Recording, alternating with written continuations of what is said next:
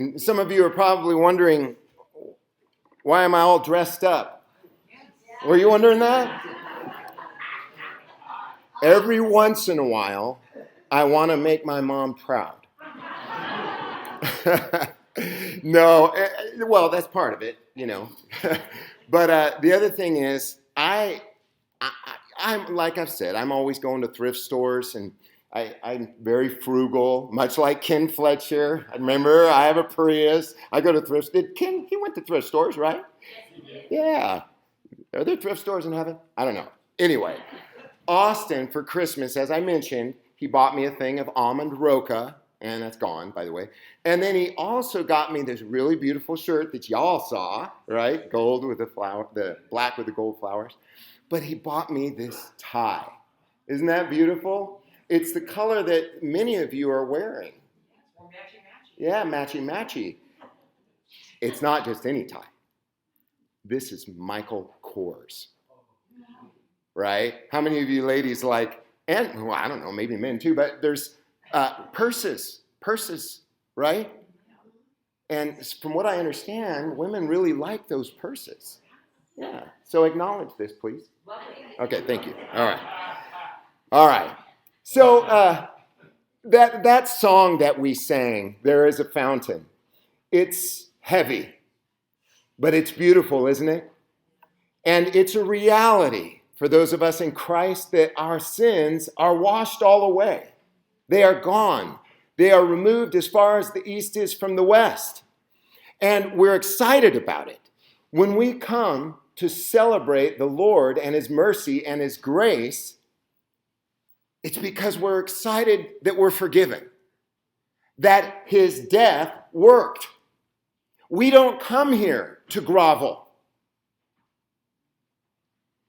We come here to express our gratitude that Jesus, I'm going to use a big word here, effectually took away all our sins and gave us everlasting life. Amen. That's why we're here. And I don't know how many of you grew up in churches like that talked about Jesus a lot.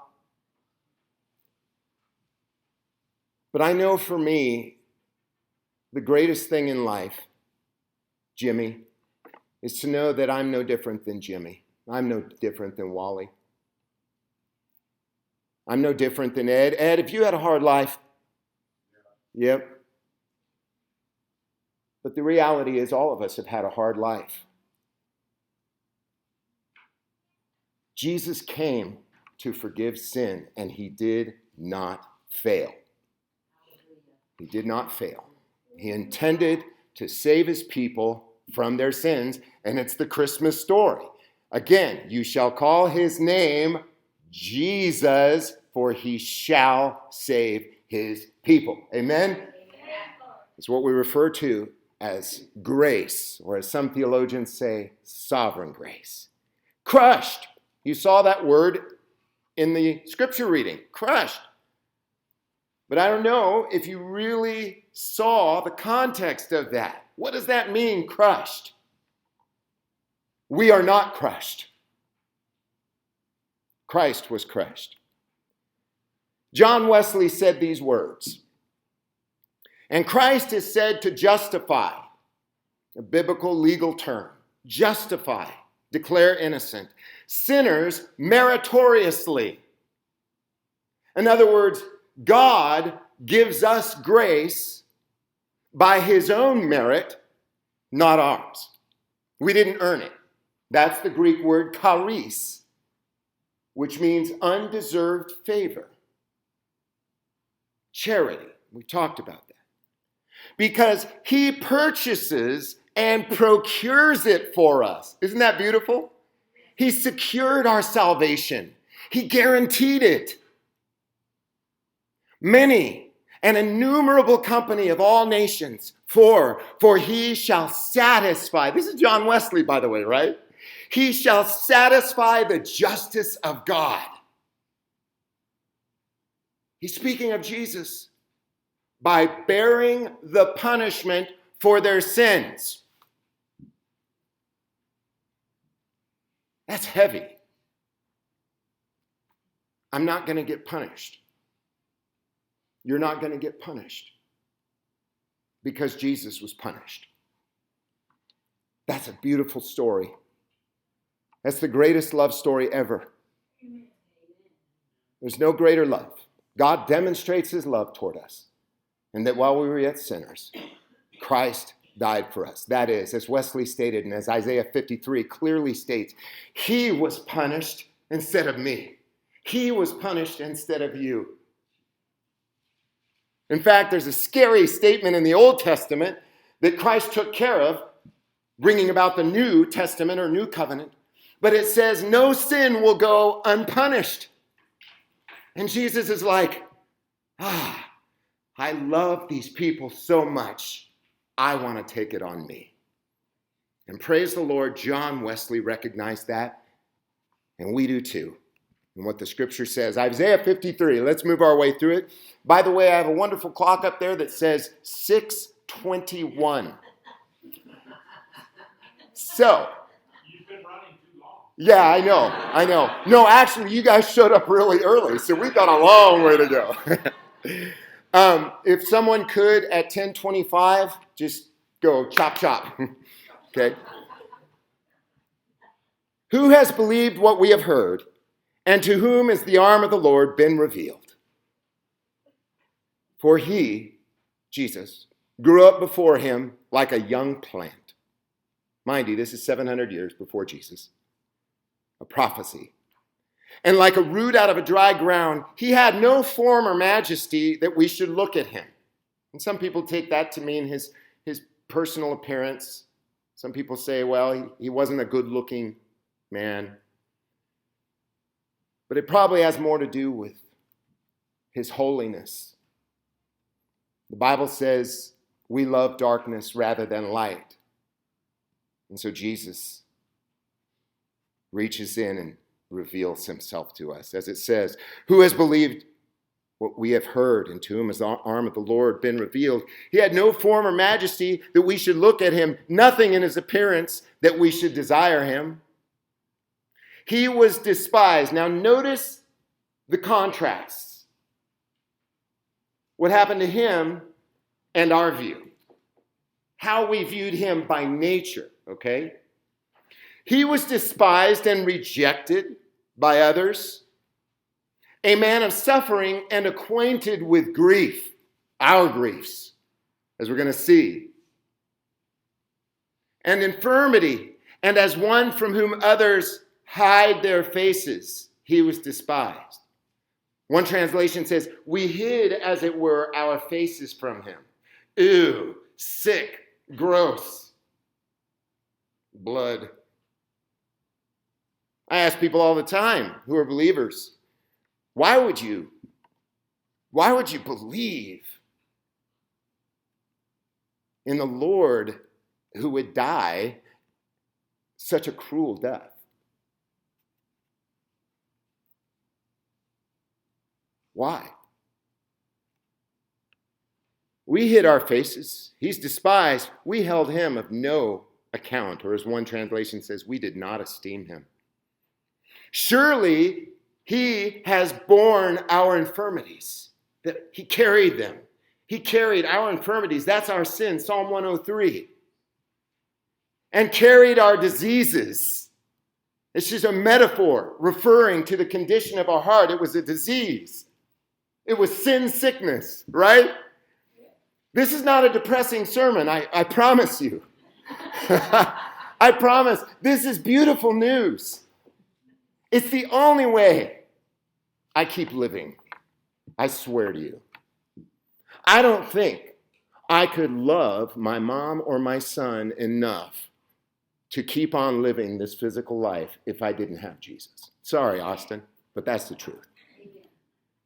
Jesus' blood gives me joy. Jesus' forgiveness, it makes me wake up a happy man. Yet, we accounted him stricken, struck down by God, and afflicted. That's how we saw him. But he was wounded for our transgressions. And there's that word, the title of the sermon. What's it say? crushed for our iniquities. Hallelujah. And feel free to shout it out as you see things that touch your heart about what Jesus has done for you. Feel free to say glory to God. Hallelujah. Praise be to the Lord Jesus. Upon him was the punishment for the Hebrew word there. What is that word right there first? What is it? Phil? Come on, Phil. What's the Hebrew word? Shalom. Shalom. God punished, the Father punished the Son so that we would have shalom. I don't have a problem with all of us coming here and shalom, right? Amen. Now we know what it really means. And with his stripes we are healed. Peter quoted this. With his stripes, he was mocked, he was beaten, he was spat upon, he was crucified. He had a spear stuck in his side, and he carried our sin. The Bible says he became sin so that we would become his righteousness. Wow. Yet, what? All we, like sheep, followed him? No, actually, what does it say? First, all we, like sheep, have gone astray. And then, why did we follow him? He found us. Gosh, that's beautiful stuff. We have turned to our own way. Jesus said, I am the way. We did not want that way. And the Lord has laid on him the iniquity of us all. Poured it on him. He was oppressed. He was afflicted. Yet he did not open his mouth. And yet we get all bent out of shape when someone says something mean to us. Like a lamb that is led to the slaughter. Gosh, there are all these heavy words, so serious, so intense. Blood, slaughter, crushed, punished. This isn't a depressing sermon. And like a sheep before his shearers is dumb, so he did not open his mouth. By a perversion of justice, he was taken away. Who could have imagined his future? For he was cut off out of the land of the living. Do a search on that phrase in the Old Testament, the land of the living. Guess what? We are now in the land of the living because he was cut off from the land of the living. Amen? Amen. I mean, that's exciting to me. For he was cut off from the land of the living, stricken for the transgression of my people. They made his grave with the wicked and his tomb with the rich, although he had done no violence and there was no deceit in his mouth. And here's where it gets the heaviest of all. Are you ready? Are you ready to see the love of God? Yet it pleased the Lord to what? Crush him. Was the Lord pleased to just crush him arbitrarily? No. It pleased the Lord to crush him because the Lord wanted you in his presence forever. Thank you, Jesus. For God so loved the world that he gave his only Son, his only begotten Son, that whoever believes in him should not perish but have everlasting life. The most well-known verse in the Bible, oftentimes misunderstood and misinterpreted, but the reality is, we, by the grace of God, have believed in Jesus. He found us, he rescued us, and pointed our face back 2,000 years to the cross, where we look back and say, there's all my salvation, there's all my deliverance, there's all my joy, there's all my everlasting life. Yeah, amen, Tanya. Amen. It pleased the Lord to crush him and to grieve him. That's odd. It's ominous that the Father would look at his Son and say, I get delight out of crushing my Son because I want to be with Gail and Austin and Beth and Jim and Carolyn and Lisa and Wally and Phil and Janine and all those people. that have fallen under the spell of his grace. Wow. Jesus was a guilt offering. He became guilty in place of us. God regarded him as sin, guilty in our place. We are no longer guilty. He took our guilt. That is how I wake up in the morning. Because I do too much bad stuff. I do. I do too much bad stuff. I wake up with pride.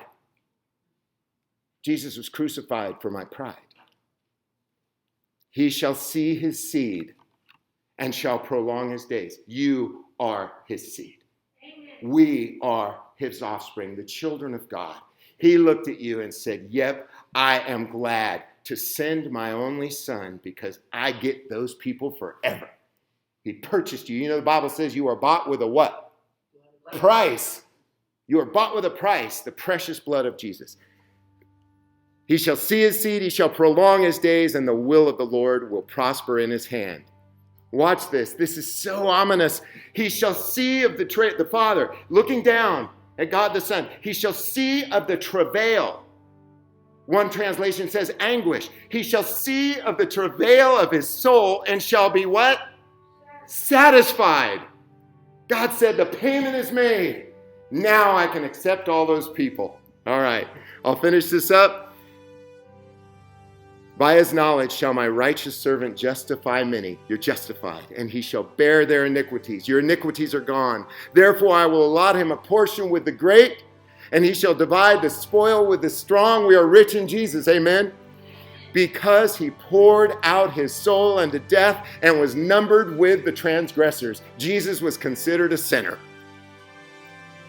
Yet he bore the sin of many and made intercession for the transgressors.